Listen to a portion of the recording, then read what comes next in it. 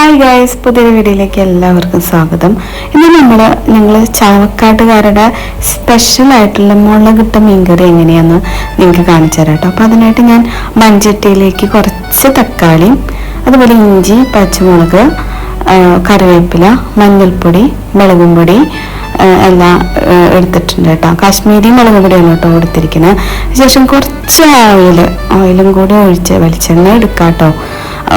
ഇട്ടിട്ട് നന്നായി നമ്മുടെ കൈ കൊണ്ട് തന്നെ ആ തക്കാളിയൊക്കെ നന്നായിട്ടൊന്ന് ഇങ്ങനെ ഉടച്ചെടുക്കുക. കൈ കൊണ്ട് തന്നെ ഉടച്ചെടുക്കണം കേട്ടോ. അതിനൊരു പ്രത്യേക ഒരു രുചിയാണ്. ഇതൊക്കെ എൻ്റെ അമ്മയുടെ ഒക്കെ ഒരു സീക്രട്ടാണ് കേട്ടോ. സത്യം ആയിട്ട് അമ്മ, അച്ഛമ്മ, അമ്മമ്മ അവരൊക്കെ ഒരു സീക്രട്ട്. അത് കഴിഞ്ഞ് നമ്മൾ കുറച്ച് സാധാ പുളിവെള്ളമാണ് കേട്ടോ ഒഴിക്കുന്നത്.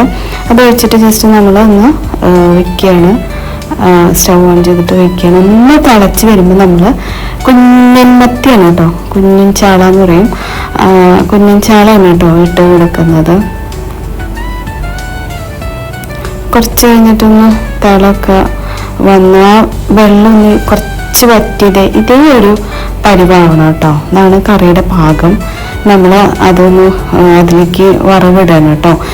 കുറച്ച് ചുവന്നുള്ളി, കുറച്ച് അതൊന്ന് മൂത്ത് വരുമ്പോൾ കുറച്ച് കറിവേപ്പിലയും കൂടി ഇട്ടിട്ട് നമ്മൾ നന്നായി ഇളക്കിയിട്ട് ഇത് നമ്മളുടെ കറിയിലേക്കൊന്ന് മിക്സ് ചെയ്യണം കേട്ടോ.